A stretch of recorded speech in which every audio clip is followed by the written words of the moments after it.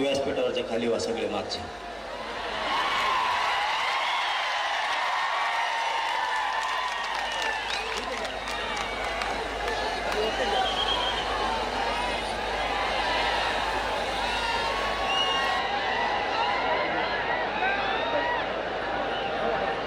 हिंदवी स्वराज्याचे संस्थापक राजे छत्रपती शिवराय, हलू नको ना तो मागे जा बाहेर. राजमाता मासाहेब जिजाऊ, धर्मवीर छत्रपती संभाजीराजे, कॅमेरा हलतो. महाराष्ट्राची धाकटी पंढरी श्री क्षेत्र नगर नारायणगडाच्या चरणी त्रिवार नतमस्तक होतो. आपल्या नारायणगडाचे मठाधिपती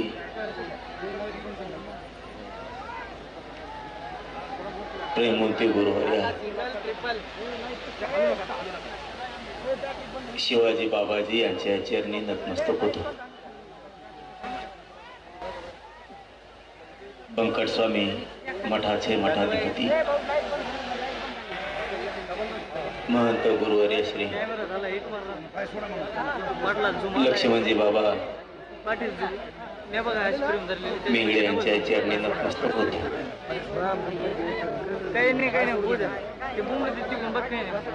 आणि नारायणगडाच्या कुशीत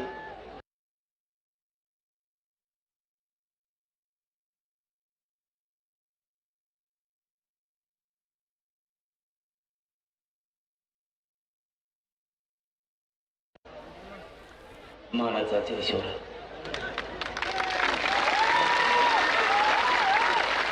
आणि विराट संख्येने जमलेल्या माझ्या तमाम मराठा बांधवांना माझ्या मानाचा ईश्वर.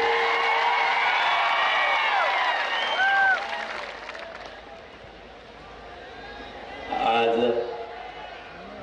खासदारांपासून आमदारांपर्यंत सगळेच बांधव या पवित्र नारायणगडाच्या कुशीत येऊन तुम्ही तुमचं मोठेपण सिद्ध केलं, त्याबद्दल तुमचं सगळ्यात अगोदर धन्यवाद. मला मायबापावर त्रास होतो बोला. आपला गड नगद आहे म्हणून ताकद मिळते. जशी मला मिळाली तशी माझ्या शेतकऱ्याला पण मिळाली.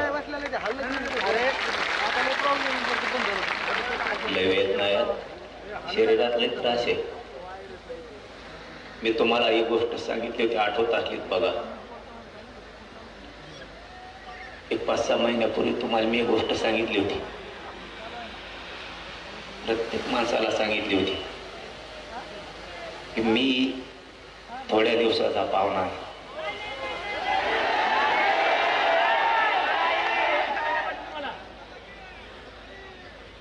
आणि आपण मुंबईला जायची हाक दिली, कारण मी एक गोष्ट तुम्हाला सांगितली होती, शेवटी शरीर हे काही सांगता येत नाही. माझ्या गरिबाच्या लेकराचं मला आयुष्याचं कल्याण करून द्या. मुंबईला चला.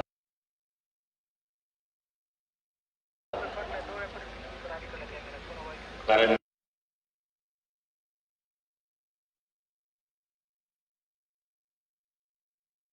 पूर्ण झूम केले सर.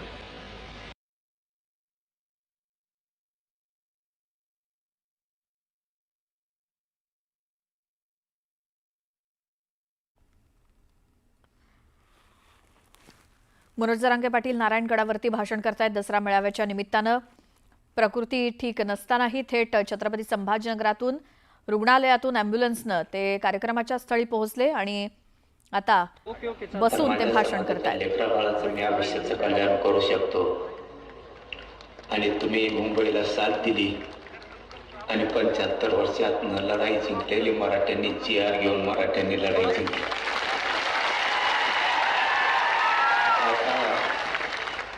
आता मला चिंता नाही.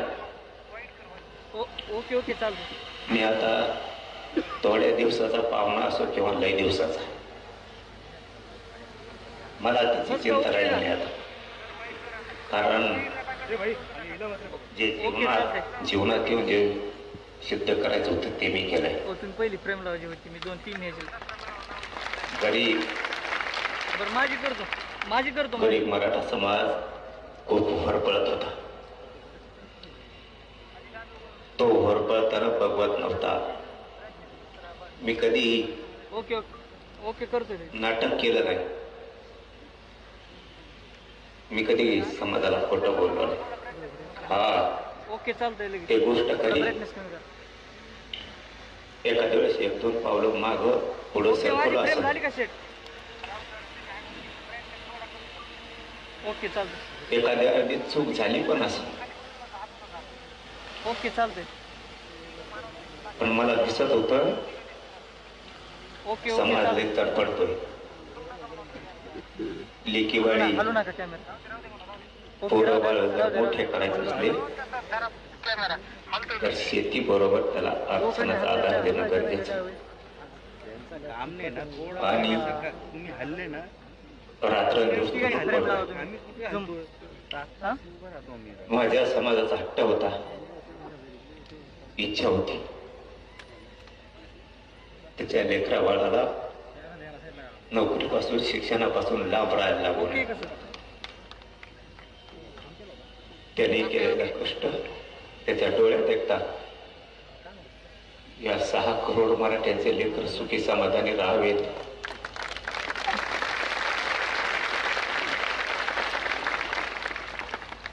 कधी शांत बसलो नाही. पूर्ण आयुष्य झिजवलं. आता मला काही वाटत नाही. खूप जणांनी सातारा संस्थानमध्ये पश्चिम महाराष्ट्र आणि हैदराबाद गॅजेट म्हणजे मराठवाडा, इथला जर मराठा आरक्षणात गेला राज्यालाच नाही तर देशाला येडा टाकायची ताकद या मराठ्यात हे म्हणून मिळू देत नव्हते. आपले आणि दुसरे तर विरोधात गेले हो.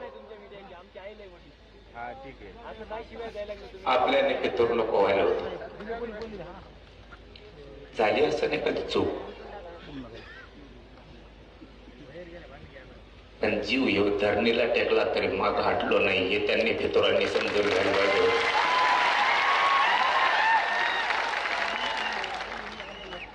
लढणारा मी आहे, लढणारा माझा समाज आहे. तुम्हाला ऐकून तुमच्या रक्ताशी गद्दारी करून जर मी मोठा झालो असतो मग तुम्ही आमची तुरी करायला पाहिजे होती. तुमचं रक्त आमचं असून सुद्धा इतकं भेसळ रक्तासारखं तुम्ही कसं वागला हे मात्र मराठ्याला नाही कळालं. आमच्या सोबत तर नाहीच, पण मिळालंय त्याच्या सुद्धा समाधान व्यक्त करू देत नाही. तुम्हाला आयुष्यात काय देता नाही आलं. एक सांगू का, 45 वर्षाची लढाई जे काहीच करता नाही आलं याला, पांढरे कपडे घातले आणि मोठ्या गाड्यात हिंडले, फक्त टीव्हीवरती बोलले आणि पुस्तकं वाचले, याच्यातच यांनी यांचं मोठेपण आणि मर्दानगी गाजवली. समाजाला यांना काय देता नाही आलं. मी आणि माझ्या गरीब मराठ्यांनी एका वर्षात 58 लाख लोकांना आरक्षण दिलं. 3 कोटी मराठी आरक्षणाला गाठले. मी आणि माझ्या गरीब मराठ्यांनी पुढच्या वर्षात मराठवाड्याचा हैदराबाद गॅझेटियरचा जार घेतला आणि पश्चिम महाराष्ट्राचं सुद्धा गॅझेटियर घेतलं. 2 वर्षात सगळा मराठा. खरं सांगतो तुम्हाला, पटवून घेत जा. पोरं आपल्याला मोठे करायचे. नाव ठेवणाऱ्याला लेकरं बाळ नाही मोठे करायचे. आपले लेकरं बाळ आपल्याला मोठे करायचे. जे मिळालंय ना ते पण खूप मिळालंय. गावाचे गावं निघायला लागले, राहिलेले निघतील. समाधानी राजा. ओताळं वागायचं नको. कुणीतरी सांगायचं सगळंच पाहिजे. आपल्याला मग लोक सगळंही मिळून द्यायनात आणि थोडं थोडं पण मिळून द्यायनात. मी आणि माझा समाज आम्ही बरोबर आमच्या पद्धतीनं जाऊन डावत टाकून सगळ्यांच्या मुडक्यावर पाय दिलेत. थोडं हुशारीने चला. खाताना विचार करा, गरम आहे का गार झालंय. नको बरं, समाज डुबल असं वागायला नको. आपण दसरा मेळाव्याला जमतो, सभाला जमतो, आंतरवालीत जमतो, मुंबईत जमतो. मजा म्हणून नाही. सांगितलेला तुम्ही विचार सांगितलेला मी जपून ठेवायचा आणि मी सांगितलेला तुम्ही जपून ठेवायचा, तरच मोठे होत नाही. तर काय अर्थ नाही. नुसतं आलो, बसला, इकडं तिकडं फिरला, झाडाखाली गेला, पुन्हा सभात येऊन बसला. मराठ्यांनी चतुर हुशार व्हायचं. टंगळ मंगळ बंद करायची. बावचाळ्यावनी वागायचं बंद करायचं. लई समाज पुढं न्यायचा. एक शब्द सांगतो तो आज पक्का घेऊन जायचा इथून. मराठ्यांनी यापुढं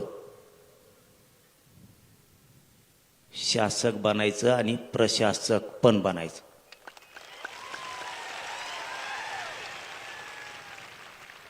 मराठ्यांनी डोकं लावून हुशारीनं शासक बना, प्रशासक बनवा.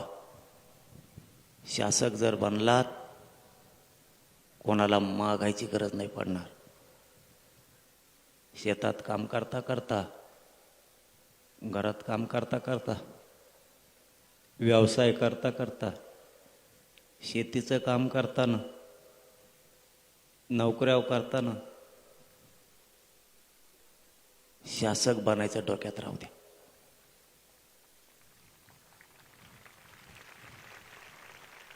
तुमच्यावरती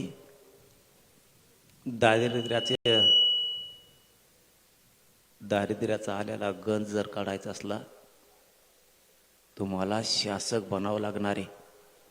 कुणी डोक्यावरून हात फिरेला, कुणी हातात हात दिला, कुणी चहा पाजेला म्हणून आपण मोठे नाही होणार. या दसऱ्याच्या निमित्तानं सांगतो, जातीला सांभाळायचं असलं, जातीच्या अडचणी दूर करायच्या असल्या तर तुम्हाला शासक बनावं लागेल. आणि प्रशासकही बनावं लागेल. प्रशासनात एवढी ताकद आहे, दादा जरी असला तरी हात जोडून प्रशासनासमोर उभं राहावं लागतं.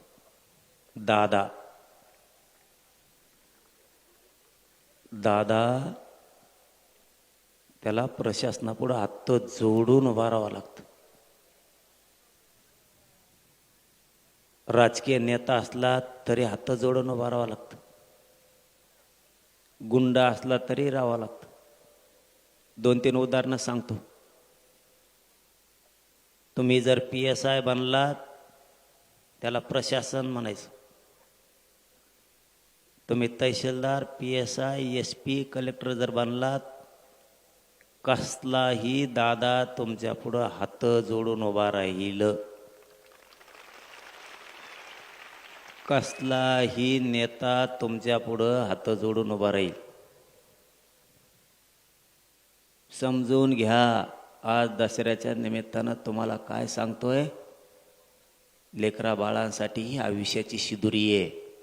नुसते कष्ट करा आणि नुसतं पळा, एवढंच करू नका. तुमचं पोरगं, तुमची पोरगी PSI झाली, तहसीलदार झाली, कलेक्टर झाली, SP झाली, मोठा वकील झाली, न्यायाधीश झाली, मोठा डॉक्टर झाली, मोठा इंजिनियर झाली, मोठमोठाल्या पोस्ट आहेत त्याच्यात अधिकारी झाली. तुमचं पोरगं पोरगी CIDत गेली, SITत गेली, SCBत गेलं.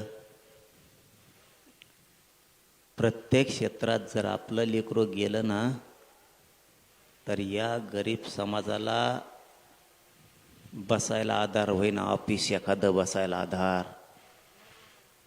सगळे बोगस लोक जाऊन बसलेत तिथं, बोगस आरक्षण घेतलेले, बोगस.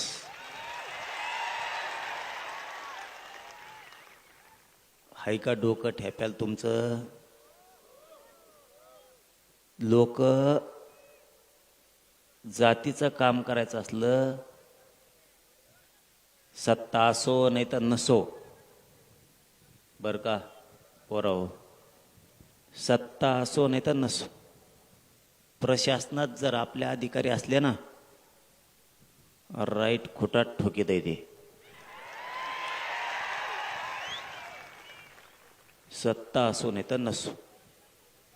म्हणून आजपासून एक गोष्ट लक्षात ठेवा, आता आपल्याला प्रशासनात लोक घालायचे, खूप पोराने पोरी अधिकारी करायचे प्रत्येक क्षेत्रात. आणि दुसरं, तुम्ही शासक बना, कोणाला फोन लावायची गरजच नाही, लगेच काम. सगळे बसले त्यांचे, आपले घालते दारात येडे. चूक तुमची आहे. कशी चूक आहे सांगू को? सांगतो तुम्हाला कशी चूक आहे तुमची. तुमच्या डोक्यातली दया मायात जाय ना आणखी. तुमच्या डोक्यात किडे पडलेत, किडे. तुमच्या डोक्यातली दया मायात जाय ना आणखी. एखाद्याने जर आपल्या जातीचा अपमान केला, बोलायचं काही व्हायना, पण मरूस तर त्याला झटका दाखी जायचा, मरूस तर.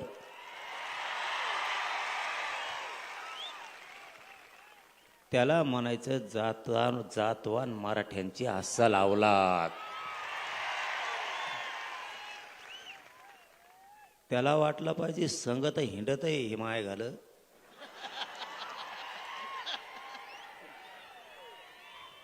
पण इतके माया जवळचे लोक फोडून येणे मला पाळलं कस काय?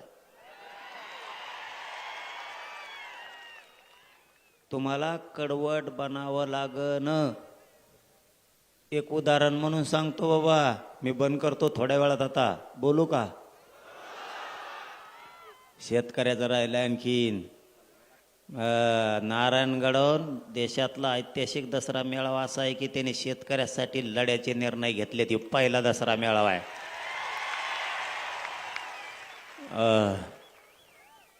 तुम्हाला विसरायचं नाही का सांगतो, कारण सांगतो. मला इथं ते विषय नाही बोलायचे, पण उगा थोडी चुणूक सांगतो विसरायचं का नाही.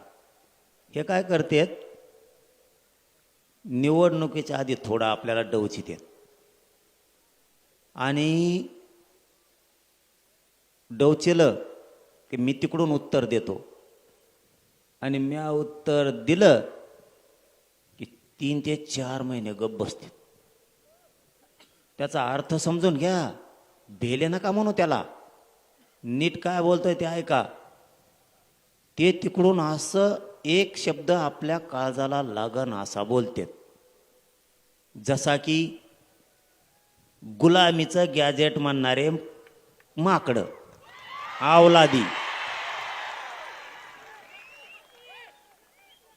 ज्या भिकार अवलादी गुलामीचं गॅजेट म्हणायचं आणि 3-4 महिने गप्प बसायचं. मी काय सांगतो नीट ऐका. ते एकटंच नाही, असे जे जे बोलते त्यांच्याबद्दल सांगतो. तुम्ही ना किडे पडलेले डोक्यातले जाळून टाका. ध्यान ठेवा जरा काय ती. बर, आता मी सांगितलं मग त्याला उत्तर. आमचं गुलामीचं गॅजेट हे. मग इंग्रज काय तुमच्या घरात राहत होता का?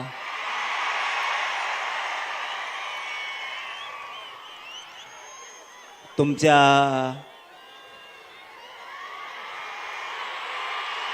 परिवारातला आहे का? ऐका रे, ऐका ना, मी काय सांगतोय ते ऐका. अर्थाचे गैरअर्थ करते, त्यांच्या घरात राहतो का म्हणजे लगेच ते दुसराच अर्थ काढते. तसा अर्थ नाही मा तसा अर्थ नाही. अर्थ नीट समजून घ्या. मी गडावर आहे, अर्थ नीट समजून घ्या. त्यांनी सांगितलं आमचं गुलामीचं गॅजेट हे. त्या नागतोडीला मी बोललो का? नाही बोललो. कोणाला बोट लावायची गरज आहे का? आणि मग मग मी बोट सुरू केल्यावर त्याच्यासाठी लोकांच्या लेकरा बाळाला तुच्छ लेखायचं नाही. तुम्हाला त्याचा अर्थ कळतो का? गुलामीचं गॅजेट आपल्याला लागू केलं म्हणजे गॅजेट गुलामीचं होतं, म्हणजे आपले लेकर सुद्धा गुलाम समजता करे. हराम करो तुम्ही आमचे. आमचे जे जे त्या पक्षात काम करतात तिच्या संग कामं करतात. त्या मराठ्याच्या पायदाशी कोण कोण आहेत? मराठ्याच्या पायदाशी हो. तुमची खास पैदाश आहे ना तुमची, तर तुमच्या पोराला तुमच्या जातीला गुलामीची अवलाद म्हणलंय. करतो का प्रचार झकमाऱ्या? अरे 10-5 लाखाच्या कामासाठी कवरसाठी तू रे. स्वाभिमान जागा ठेव रे. तो जातीला घाण बोललं गेलं, घाण. तुझ्या जे जे तिथं त्या पक्षात तिच्यासोबत काम करतात त्यांच्यासाठी सांगतोय. खास तुमची अवलाद जर मराठ्याची असली ना आता, तर तुमच्या मराठ्याच्या लेकराला गुलाम म्हणलंय, गुलाम. मग आपली जर गुलामीचे पैदाश आहे असं जर त्यांचं म्हणणं आहे, तर मराठ्यांनी तिथं कशाला झक मारायला काम करता? तुमचा स्वाभिमान जागा व्हाव द्या ना. अरे गेलं राजकीय करिअर खड्ड्यात, गेलं 10-5 रुपयाचं काम काढी लावीत. अस्सल जातवान मिश्या पिळणाराची अवलाद आहे. कशाला कोणाच्या पायाखाली काम करता, पाय चाटून. आता त्यांनी काय सांगितलं? हे गुलामीचं गॅजेट कशाला लागू करता? मोगाचा प्रश्न अर्धवट राहिला आणि तुम्ही तिसरंच जोडिता म्हणून सांगतो. मग आता आमचं गुलामीचं गॅजेट हे निजामचं. बर ठीक. मग इंग्रज काय तुमच्या परिवारात राहत होता का घरात राहत होता? त्याचं कारण काय? तुमचा परिवारातला आहे का त्यो? निजाम आमच्या परिवारातला नाही म्हणून गुलामीचं. मग आता इंग्रज हे तुमच्या परिवारातला आहे का म्हणून 1931ची जनगणना घेतली आणि तुम्ही त्याच्या जीवावर आरक्षण घेतलं? तुम्हाला त्यानेच आरक्षण दिलं इंग्रजाच्या जनगणनेनं. इंग्रजाच्या जनगणनेनं आरक्षण दिलंय तुम्हाला. मग तुम्ही कोण असं आम्ही म्हणायचं का? म्हणलो नाही, म्हणलो नाही. आपण तुमच्यासारखे बिघडलेल्या रक्ताचे नाही. म्हणलो नाही, म्हणणार नाही. म्हणायचं का असं म्हणलो नाही. तुम्ही डायरेक्ट म्हणले आम्हाला, पण आम्ही म्हणायचं का म्हणलो. बर, याच्या पुढं जाऊन आम्ही असं म्हणलो का की बाबा आमचं गुलामीचं गॅजेट हे. मग तिकडं राजस्थानला अकबर बादशाहकडून पळून आलात आणि इकडं तुम्ही निजामाची चाकरी करायला लागलात. आम्ही असं म्हणायचं का? म्हणलो नाही तर म्हणलो नाही. ए भेद पेत नसतो हा. ती शहाणपणा शिकायचा नाही. गप बसलेलो आहेत म्हणून गप येत. तुम्ही फक्त फेसबुक व्हॉट्सअपला लिहू शकता. ज्या दिवशी सुरू होईल ना त्या दिवशी तुम्हाला बी कळण. काही बोलता माझ्याकडे नीट करायची ताकद आमच्या मराठ्यात आहे. काही बोलता. आम्ही म्हणलो का तुम्ही राजस्थानला होते तिकडं बादशाह अकबर होता आणि त्याने लय ठोकलं दांडकीने तुम्हाला मग पळून इकडं महाराष्ट्रात आलात.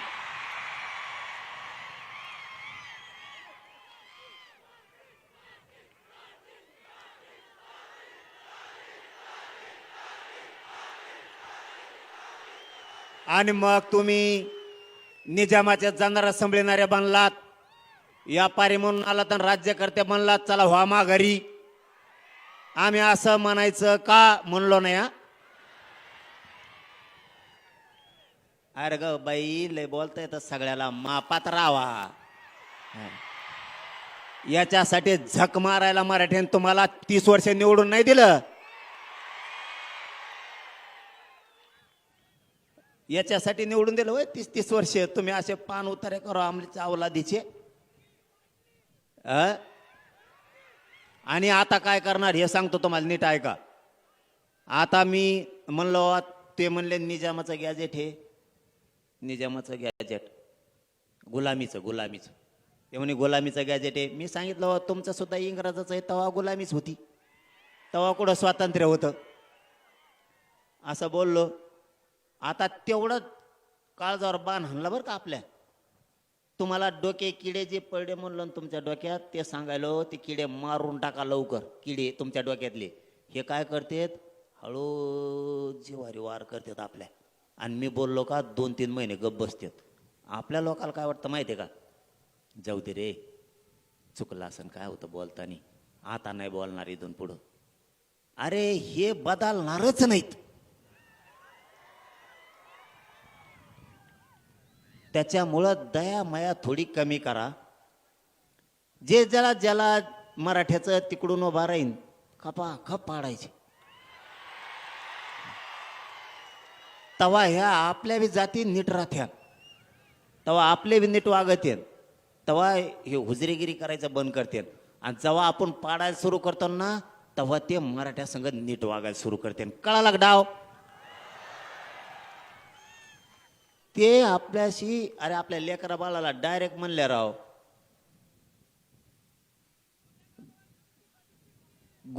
गुलामी. आपल्या लेकराला डायरेक्ट गुलाम म्हणलं गेलं. त्याचा अर्थ असा होतो. आणि मग तुम्हाला लेकरा बाळापेक्षा मोठे ते आहेत का.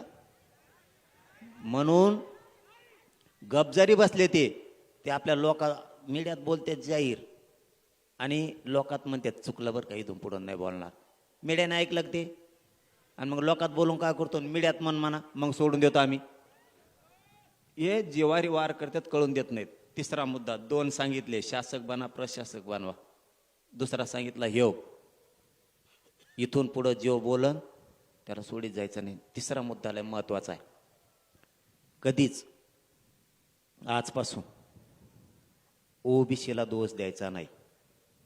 बघा डोक्यात उजाड पाडून घ्या. आपण काय करतो एक जरी नेता बोलला तरी आपण म्हणतो ओबीसीचे नेते घाण आहेत. ओबीसीचे नेते नाही. याच्यात ओबीसीचा काही संबंध नाही. समजा माळ्याचा सगळ्या दोष आहे का. काही सगळ्या माळ्याचा दोष आहे का. ते सगळ्या भाव चालल्याला जाऊनच आहे.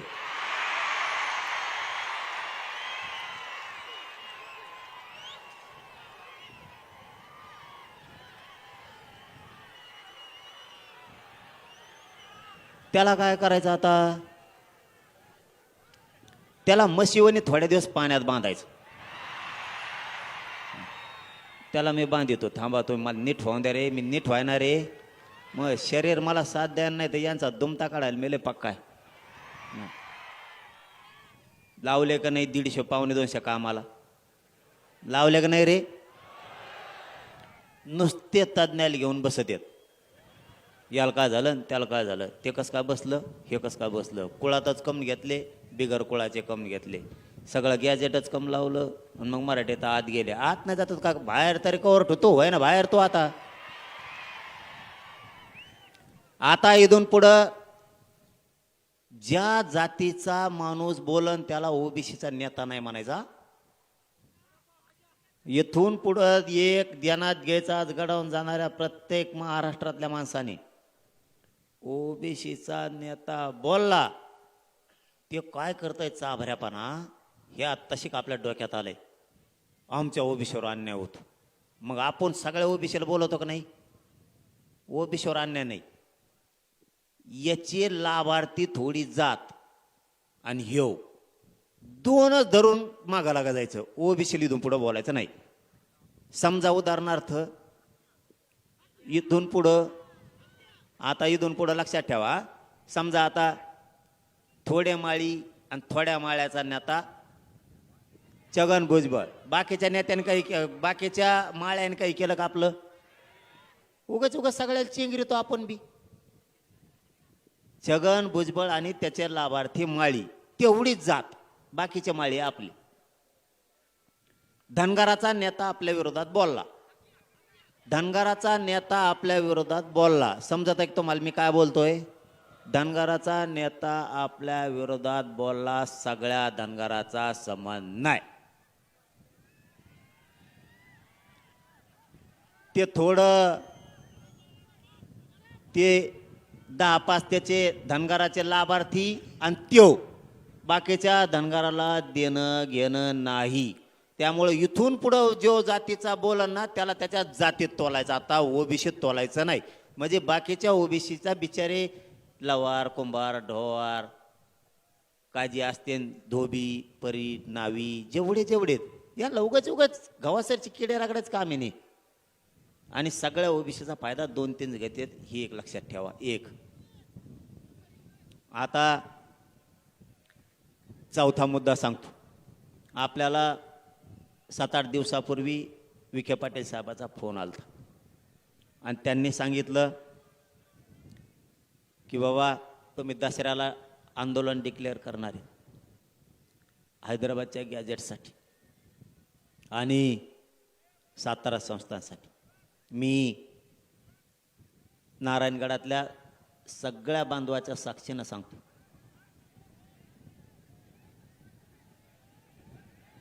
काय रे खाली बसा, खाली बसा, काय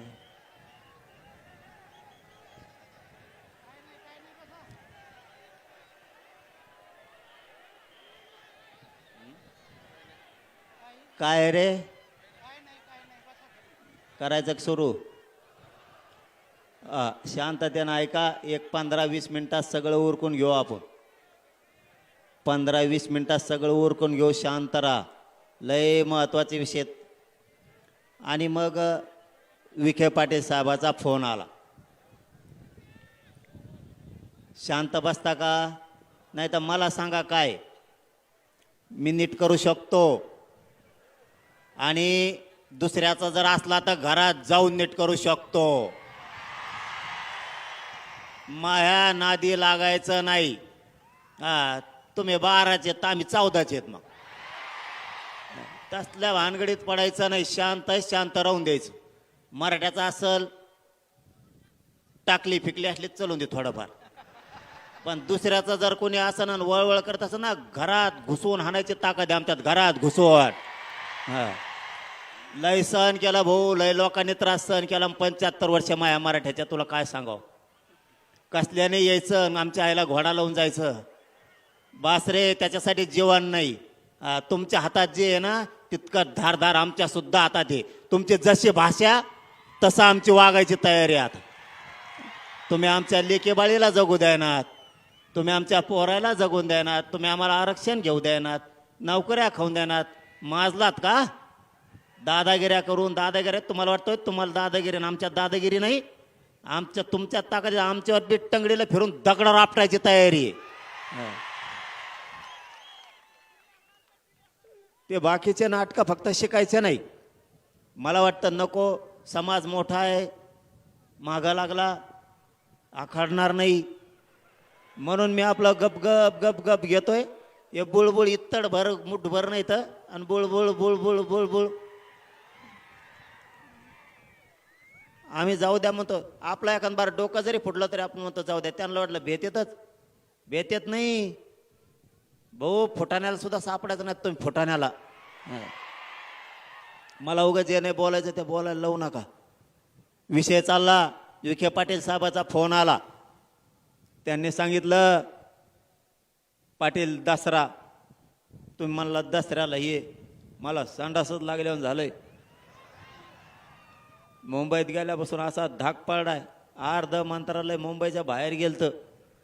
म्या बळस बळस बळस धाडस लावून कॅबिनेटदारच्या हातात हे आणि त्यो जे आर कॅबिनेटनं काढलेला आहे. कुठला जे आर काढताना कॅबिनेटला काढावा लागतो. आणि एखाद्या जर उपसमितीने काढला, उपसमितीला अधिकार आहे का नाही काढायचा हेही बघावं लागतं.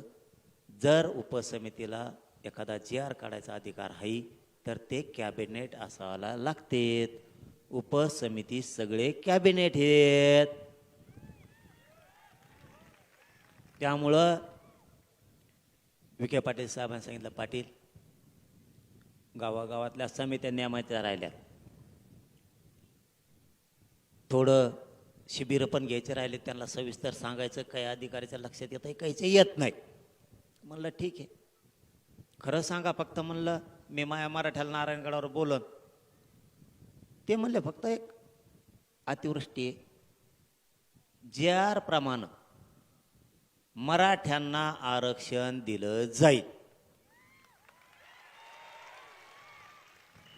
ठीक आहे म्हणलं मग म्हणू का मीडियात. ते म्हणले म्हणा.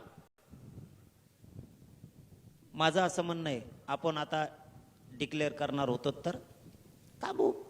महिना 15 दिवस जमन का. म्हणले ते गॅजेट प्रमाण देतो. आणि तुम्हाला काम सांगतो आता. ए कुंकड हिंडाता रे. आयला माय हाताला चाल्या नाही रे. तुम्ही कुठं हिंडाता रे.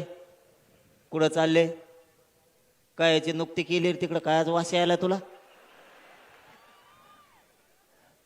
बाबानी नगद इथं नगद नारायणगडावर नगद ये बोलता यायला लागलं मला.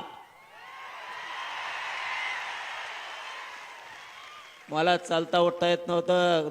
संभाजीनगर पासून डोळ्याला धारा होत्या माझ्या थोडी तर.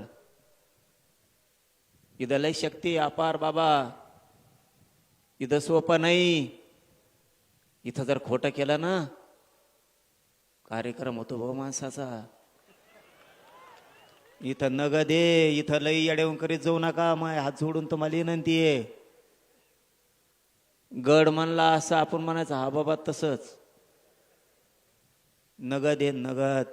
आणि आपली प्रतिष्ठान आपली इज्जत आपणच वाढायची रे भावा हो. आपल्या गडाची इज्जत आपणच वाढायची. रुसायचं नाही फुगायचं नाही. रुसलं तरी बाबाकडे यायचं सांगायचं मी तुमच्यावर रुसलो. मग तुमचं पटलंच नाही. बाबाजवळ पायावर जायचं आणि बाबा सांगायचं मी रुसलो. आणि बाहेर जाताना म्हणायचं रुसा सोडून दिला. सोडून दिलं म्हणायचं मी दाटून रुसलो होतो उलशी. वागायचं शिका. वागावं लागन. सांगतो तुम्हाला गॅजेटियर प्रमाणे द्यायला तयार आहेत असं त्यांनी सांगितलं. पण तुम्हाला एक काम सांगतो तेवढं करा. महाराष्ट्रात सारखे आडनाव असणारे लोक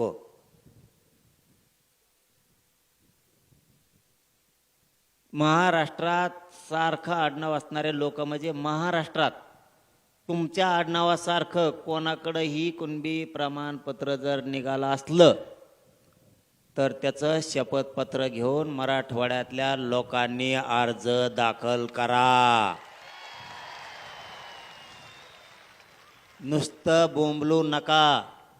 आरक्षण नाही काम करा. पुन्हा एकदा सांगतो नीट ध्यान द्या. मागचे काय बुळबुळ करता रे. हालू नका.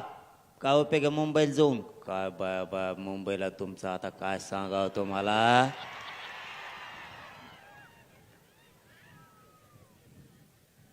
तुमच्यासारखं आडनाव असणारे, ज्याच्याकडं कुणबी प्रमाणपत्र असन त्याला फोन करा आणि विचारा तो कुणबी प्रमाणपत्र निघालं का, तो मग आडनाव सारखंच आहे. त्याचं कारण सांगतो. तुमचं आडनाव जसं आहे तसंच ज्याच्याकडं महाराष्ट्रात कुणबी प्रमाणपत्र असन ती तुमची भावकी आहे. 1 2 तुमचे आणि त्याचे नाते संबंध आहेत. 3 तुमचं आणि त्याचं कुळ एक आहे. आहेत ना ठेप्यावर सगळे? अर्ज गावा करता रे? नुसते म्हणता आरक्षण नाही ना, अर्जच करीनात. मला दिवाळी पोस सगळ्यांनी अर्ज केलेले पाहिजे. आणि जर त्यांनी नाही दिलं, तुम्ही अंतरवाली लिहा, सांगा इथं इथं माया आडनावासारख्या माणसाचं प्रमाणपत्र होतं, त्याचे नामची भावकी आहे, त्याचं नामचं कुळ आहे, त्याचं नामच्या नातेसंबंध आहेत, पण अधिकाऱ्यांनी दिलं नाही. मी जाणं तेव्हा अधिकारी जा. प्रतिज्ञापत्र लिहून घेताना हेच तर महत्वाचं आहे. का उपयोग आहे मग? प्रतिज्ञापत्र लिहून घेताना ज्या माणसाकडं कोणबी प्रमाणपत्र आहे तुमच्या आडनावासारखं, त्याच्या कोण प्रतिज्ञापत्र लिहून घ्या की हा म्हणजे कुणबी प्रमाणपत्र ज्याच्याकडे त्याने लिहून द्यायचं, हा माझा भावकीतला आहे, हा माझ्या कुळातला आहे, हा माझ्या नातेसंबंधातील आहे, याला शिक्षणासाठी, नोकरीसाठी, शासकीय योजनेसाठी माझ्या कुणबी प्रमाणपत्राच्या आधारे याला कुणबी प्रमाणपत्र देण्यात यावं, कारण तो तुमच्या भावकीतला झाला, कुळातला झाला, नात्यातला झाला. चांगलं आणखीन दुसरा कोणाकोण विचारून सुद्धा प्रतिज्ञापत्र चांगलं करून घ्यायचं आणि अर्ज सादर करायचे. स्थानिक चौकशी अहवाल प्रत्येक सेतू केंद्रावर. गरीब लोक समजून घ्या, गरीबाला काय करावं कळाना. स्थानिक चौकशी अहवाल म्हणून एक अर्ज आहे सेतू केंद्रावर, ते काढून आणायचा. त्याच्यावर जे कागदपत्र आहेत ते सगळे कागदपत्र जमा करायचे. ते कागद घेऊन तहसीलदारकडे जायचं आणि तहसीलदारला सांगायचं महा कुणबी जात प्रमाणपत्र निघण्याचा अर्ज भरून घे. तेव्हा म्हणून कागदपत्र आधी अर्ज देतो आणि कागदपत्र घेऊन ये. त्याला म्हणायचं अर्ज देतो नाही, कागदपत्र घेऊन आलोय, अर्ज भरून घे आणि प्रमाणपत्र दी. कळालं आता? मोकळं. आता ह्यो मुद्दा क्लिअर झाला. आता राहिला मुद्दा शेतकऱ्याचा. माझं सरकारला जाहीरपणानं सांगणं, 1 मराठवाड्यात आणि मराठवाड्याच्या लगतच्या जिल्ह्यात ओला दुष्काळ जाहीर करा. त्याशिवाय माघार नाही. हे काम करायचंय दिवाळीच्या आत. सरकारनं हे काम दिवाळीच्या आत करायचंय. दुष्काळ, ओला दुष्काळ जाहीर करायचा. 1 70,000 रुपये शेतकऱ्यांना हेक्टरी भरपाई द्यायची कॅश. पिकं जळाले ना पाण्याने, 70,000 रुपये हेक्टरी कॅश द्यायची. मुद्दे झाले 2. मनोज जरांगे बोलतो ते करतो. त्यामुळे तुम्ही मुद्दे ध्यानात ठेवा. आता तुम्ही समजायचं आता मात्र शेतकऱ्यांची खरी फाईट सुरू झाली. आता समजायचं तुमच्या पदरात पडलं. आरक्षण पडलं की नाही? आणि मी म्हणलेलं हे पडलंच म्हणून समजायचं. फक्त आता तुम्ही नीट डोकं लावून ऐकायचं आणि वेळ द्यायचा. वेळ देणार का?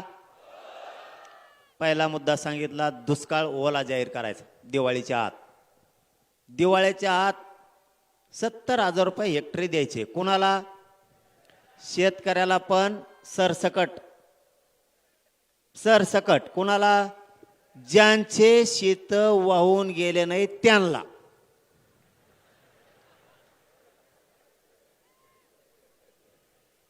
शेत वाहून गेले नाही त्यांना म्हणजे त्यांच्या शेतात पाणी साचलं, पीक जळून गेलं, म्हणजे त्याचं 70,000 रुपये हेक्टरी नुकसान झालं.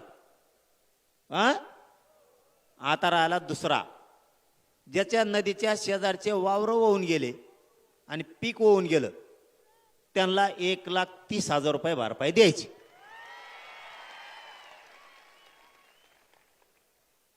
आपलं असंच असतंय.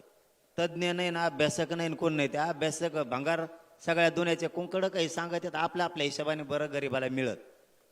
तज्ज्ञ नको ना, अभ्यासक नको, तिकडंच पुस्तकं नालीत वाचित बस म्हणा वाड्यात. ज्याचं शेत वाहून गेलं आणि पीक पण त्याच्या बरोबर गेलं, त्याला 1,30,000 रुपये द्यायचे. हे झाले 2 काम.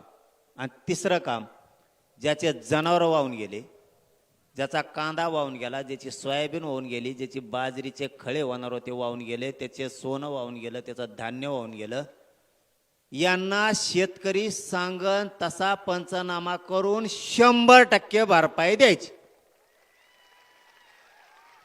म्हणजे घर पडलं, शेळ्या वाहून गेल्या, जनावर वाहून गेले, म्हशी वाहून गेल्या, काहींचे कांदे वाहून गेले, काहींचे बाजऱ्या काढल्या होत्या ते वाहून गेल्या, काहीच्या सोयाबीन काढून ठेवलं होतं ते वाहून गेलं, काहीचं सोनं गेलं, घरातल्या भांडे बासनं गेले, मोटरी गेल्या, पाईप गेले, कोठा वाहून गेला, काहींचं भितडं घर वाहून गेले, काहींच्या नळ्या वाहून गेल्या, काहींचे सौर ऊर्जा वाहून गेले. जेवढं वाहून गेलं तितके पैसे एवढे द्यायचे. हे झाले 3. हे झाले 3. आता चौथं, शेतकऱ्याचे 15 रुपये कापायचे ठरले ऊसाचे. अजिबात 1 रुपया सुद्धा कापायचा नाही. 1 रुपया कापायचा नाही. याला पर्याय. चौथा मुद्दा सांगतो, ध्यानात ठेवा, आपल्याला आता लढाई करायची.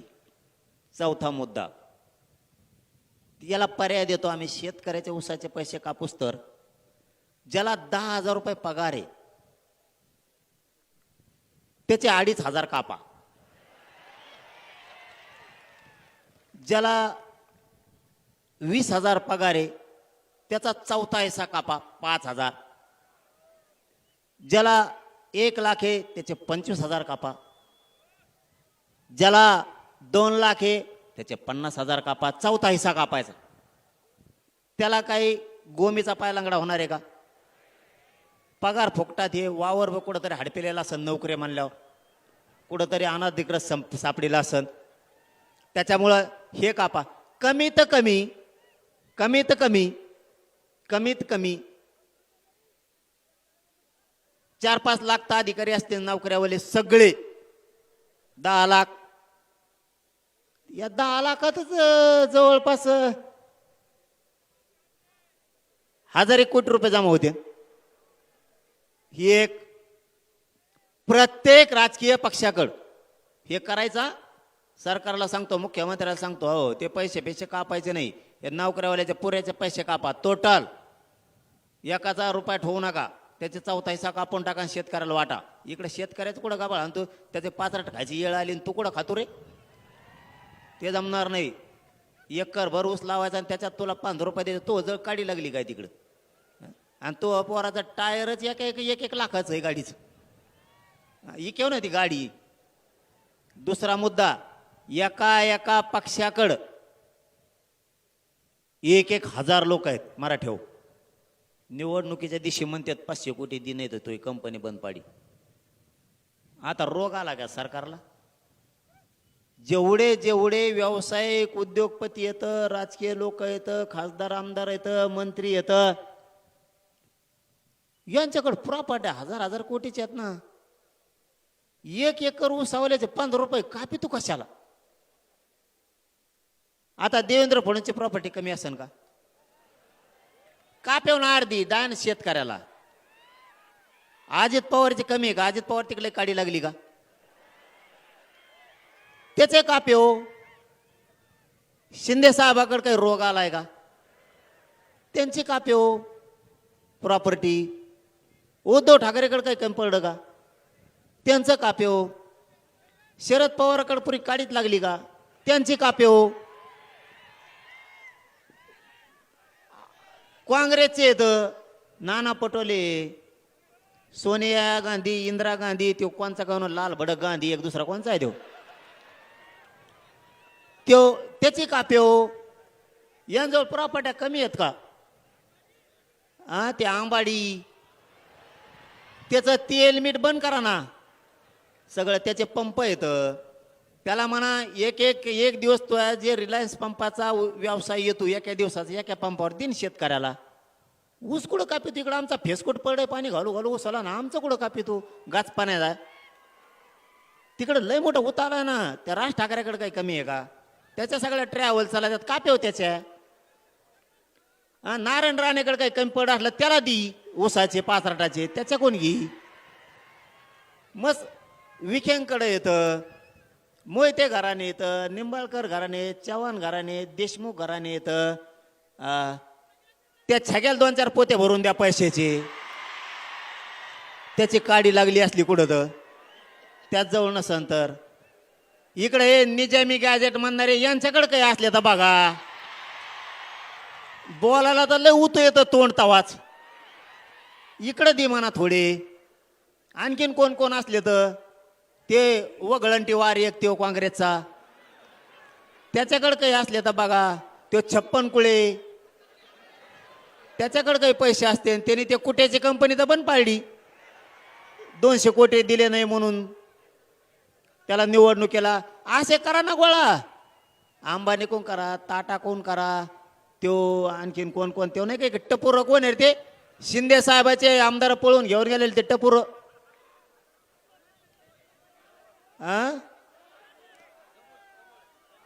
ते नाही उंटावणे नाकाचं ते कंबुडा कंबुडा काय नावन कोण आल्यात पायदशी. त्याच्याकडे मारण्याचा पैसा आहे. काढा नाही कंबोडा का काय कोण कानू शिंदे साहेबाची शिटा घेऊन पळून गेलता ह्यो कंबोडा. ते टपूर इमानात बसलं जणून तर काचाच्या बाहेर आलं इतकं उच्च जणू. हे आमच्या शेतकऱ्याला लुटूस तर ह्या किती कंपन्या येतात. टाटा आहे, ते लय येतं आता, बजाजवाले येतं, आणखीन मरणाचे आलेत ना. यांचे कोण घ्या ना. हे जमतं का निवडणुकीच्या टायमाला पैसे घ्यायला उद्योगपती कोण? हिऱ्याचे माणिक मोत्याचे व्यापारी येतं, आमचे जैन मारडी येतं. मस्त होता आला ते हमेशा कवा शिराच वाटत लोकांना एवढं बार पैसे वाटा म्हणा. आओ पटेल पटेल गेलाच उधार घ्यायला तिथं झक मारायला. पाटील या पाटला दिलं 5-5 जणाला उधार घेऊन. बोकांडी टाकलं त्या मारड्याने आमच्या याचा सगळं 3 रुपये शेकडा. आपला म्हणतो 5 होता रे, 3 दिले. तो थोबाड हाणलं पाहिजे. 3 दिले. तुम्ही कवा डोकं सुधारणार आहे तुमचं आणि कवा नाही. आता तो मुसलमानाचा हिरो कोणचा आहे रे, ते टीव्हीला दाखवत होते. ते नंबर 1 ला आलाय पैशाला आता जगात. टरबूज खान, शाहरुख खान. हा, तो देशात नंबरला 1 ला आला. दे ना म्हणा इकडे जरा. हे नाही का जमत मुख्यमंत्र्याला. इतके हिरो येतं. यांच्या गाड्या लोक सांगत आहेत एका एकाची 12-12 कोटीची गाडी. हो, आपण लोकांच्या गाडीत बसलो तर ते मध्ये त्याने आलिशान गाडी घेतली. तो तुतार आणलं पाहिजे. आलिशान घेतली. त्याच्या गाडीत बसून आलो म्हणा आलिशान गाडी घेतली काय याची. त्याने जर डिझेल नाही टाकलं मला पैवावं लागेल रिक्षा. यांच्याकडे जर इतकं आहे हे समजून घ्या. ही विनोद नाहीये. इतके मोठमोठा लोक आहेत त्यांजवळ कंपन्यात. यांच्याकडून सगळे पैसे वसूल करा. 1000 लोक सगळ्या पक्षाकडे, 1000 लोक 1-1 कोटी घेतले तर 1000 कोटी रुपये जमा होते एका दिवसात. मुख्यमंत्र्याला जमत नाही घ्या करायला, शेतकऱ्याला द्यायला. हे झाला मुद्दा क्लिअर. एक सांगितलं ओला दुष्काळ पगार काय देते ते एका दिवसाचं आपलंच आपल्याला द्यायला लागले. हे आपल्याला द्यायलेत. मुख्यमंत्री देवस्थानाला पैसे मागत आहेत. देवस्थान 1-1 कोटीची मदत करतात. अरे बाबा, तुमच्याकडे काढी लागली का? तुम्हाला दुसरीकडे द्यायला आहेत का? उद्योगपत्याचे कर्ज माफ करायला ते मल्ल्या का खाल्ल्या कोण पळून गेला पैसे घेऊन ते जमतं का? मग अशा गोष्टी करताना विचार करा. आपला पहिला मुद्दा घ्या, मुद्द्यावर येऊ. हे बस रे, मुद्द्यावर येऊ. तो का बिल आडेल का देवेंद्र फडणवीस? तमुक टाक खाली तोंडातली. इतक्या लोकात तमुक खाल्ली होतो का चाबरा जाऊ नाही रे. बर दिसून तरी द्यायचे नाही, कपारा कापारा ठेवायची. हे इथं पाटांगला ठेवली. येणे मुंबईत असंच गाळ केलं मला. कोण कंकड मला बाबा पहिले मग झालो ते रोडला बॅरिकेड लावायचं पळतं म्हणून. अवघड पट्टे ते. कुठं झेंडे ठोकेले, कुठं नाही कुंकडे नारळ काढले. पुन्हा मुंबई विखे साहेब म्हणले काही काम सांगा, फडणवीस म्हणले काही काम सांगा, पुन्हा मुंबईला येऊ नका. नारायणगडावर खोटं नाही बोलणार. ते म्हणले कवा मुंबईला मराठ्याला आणू नका, आणि जर आणलं तर तुम्ही सोबत येते, तुमचंच ऐकत येत. आणलं तर मात्र तुम्ही या. एक मुद्दा, ओला दुष्काळ जाहीर करायला लावायचा. 2, 70,000 रुपये हेक्टरी घ्यायचे. 3, ज्याचे शेत रोडच्या नदीच्या कडीचे वाहून गेलेत पिकासहित 1,30,000. संपूर्ण कर्जमुक्ती. सुट्टी नाही, शेतकऱ्यांना मागे सरकायचं नाही. संपूर्ण कर्जमुक्ती. 5वा मुद्दा, ज्या शेतकऱ्यानं विदर्भातल्या, मराठवाड्यातल्या, खानदेशातल्या, पश्चिम महाराष्ट्रातल्या आणि महाराष्ट्रातल्या शेतकऱ्यांनी आत्महत्या केल्यात. आत्तापर्यंत 20 वर्षात आत्तापर्यंत आत्महत्या केलेल्या शेतकऱ्याच्या कुटुंबाला शासकीय नोकरी सरकारनं द्यायची. 6वा मुद्दा, शेतीला हमी भाव घ्यायचा, त्याच्याशिवाय आंदोलन थांबवायचं नाही.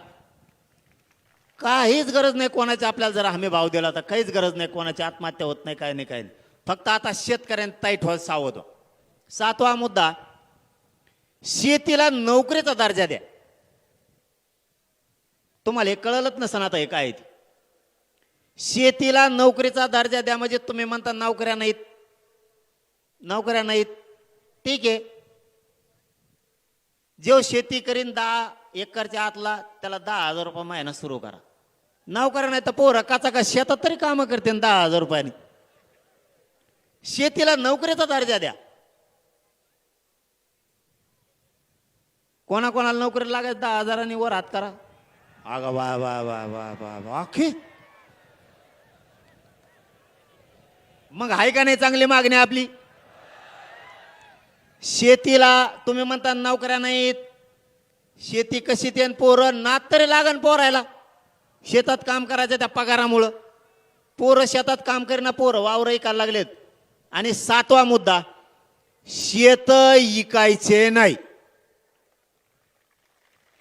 शेत कोणी इकायचे नाही. आता हे जर दिवाळीपर्यंत केलं नाही, आता सांगितलेले 7 मुद्दे सरकारनं जर केले नाही, यात काही राहिला का आणखीन? आणि 3 ट्रिगर. 8वा मुद्दा, पीक विम्याला यांनी 3 ट्रिगर बसवले, ते ट्रिगर उठवायचे. पीक विमा सगळा द्यायचा. हे जर दिवाळीपर्यंत केलं नाही तर आपण एक काम करू. महाराष्ट्रातले सगळे शेतकरी एक तर धाराशिव जिल्हा किंवा बीड जिल्ह्याच्या बाउंड्रीवरती बैठकीला बोलू, किंवा जालना जिल्हा, संभाजीनगर, जळगाव, बुलढाण्याच्या मधी बाउंड्रीवर जर कुठं जागा असेल तर तिथं महाराष्ट्रातले सगळे बैठकीला बोलू, किंवा मग अहिल्यानगर, सोलापूर किंवा बीड जिल्ह्याच्या बाउंड्रीवरती एखादं गाव शोधून तिथं बैठकीला शेतकरी बोलू आणि किती तारखेला आंदोलन सुरू करायचं हे सांगू. आधी बैठक घेऊ आणि नंतर आंदोलन सुरू करू. शेतकऱ्याला न्याय दिवस तर मागं हटायचं नाही. आणि 15 ते 1 महिन्याचा वेळ आपण सरकारला पुन्हा गॅजेटसाठी देतोय, त्याच्यानंतर नाही.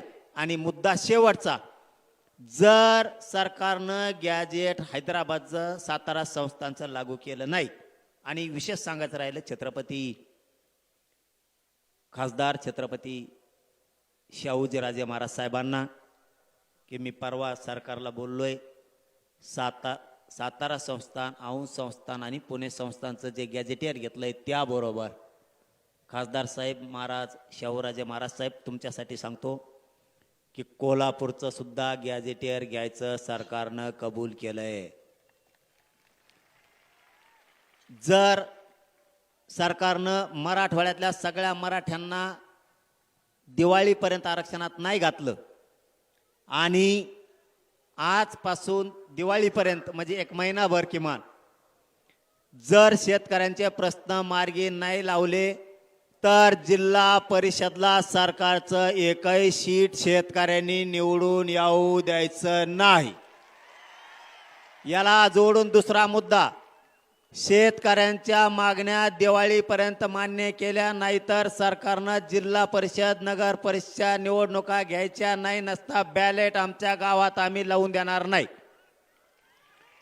महाराष्ट्रातल्या सगळ्या शेतकऱ्यांची कर्जमुक्ती केल्याशिवाय, ओला दुष्काळ जाहीर केल्याशिवाय, त्याला मागल 100% त्याचं नुकसान भरपाई दिल्याशिवाय, पीक विमा दिल्याशिवाय आम्ही निवडणुकीची तारीख घोषित करून देणार नाहीत. आणि तुम्ही जर केली तर मंत्र्यांना महाराष्ट्रात सभा घेऊ द्यायची नाही. ठरलं का? आणि गॅजेटचं सुद्धा सोयीला लागल, काळजी करू नका. गॅजेटचं सोयीला लागल, 100% गॅजेटचं सोयीला लागणार. नसता महाराष्ट्रात नेत्याला फिरून देणार नाहीत आपण, त्याची काळजी करू नका. फक्त सगळ्यांनी अर्ज करा आणि दिल्लीला पण जायचंय, काळजी करू नका. दिल्लीला येणार का तुम्ही सगळे?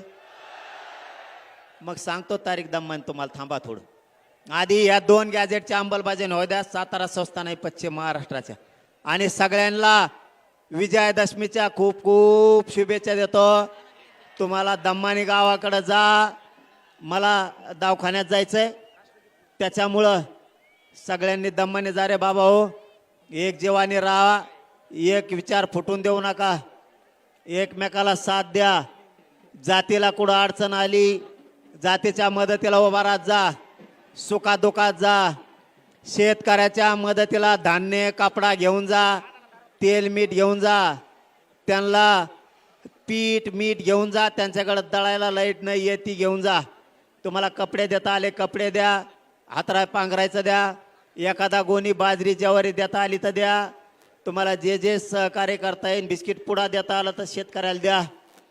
जात बघू नका, ह्या जातीचा आहे त्याला मी देत नाही असं म्हणू नका. ज्याच्यावर पावसाचं संकट आलंय त्याला सगळ्यांना तुम्ही धान्य द्या, त्याच्यात जात बघू नका. आपल्याला विरोध केला असला तरी पण त्याला माणुसकी जपा, माणुसकी दाखवा. म्हणू नका याने आरक्षणाला विरोध केला याला मी देणार नाही. आपण शेतकऱ्यात जात बघू नका, सगळ्याच्या मदतीला धावून जा. आणि कुणी आपल्याला किती नाव ठेवलं तरी एक गोष्ट लक्षात ठेवा, सातारा संस्थानची आणि मराठवाड्यातल्या सगळ्या मराठा आरक्षणात जाऊस तर कोणाला बोलू नका. तुमचा अपमान केला तरी सहन करा, तुम्हाला शिव्या दिल्या तरी सहन करा, सांगितलेला शब्द ध्यानात ठेवा. शांत राहा. जे लय वचवच करताय, मराठवाडा आणि पश्चिम महाराष्ट्र आरक्षणात गेल्यावर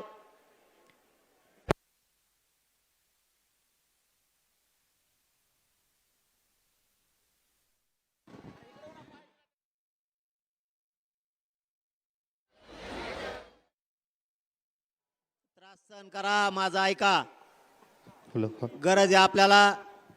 मराठवाडा आणि पश्चिम महाराष्ट्र आरक्षणात जाऊस तर एखाद्याने शिव्या दिला, त्रास दिला तरी सहन करा. लय वळवळ करतोय का एखादा? पश्चिम महाराष्ट्र आणि मराठवाड्यातले मराठी आरक्षणात गेल्यावर पहिला नंबर त्याचा लावून त्याची जिरू.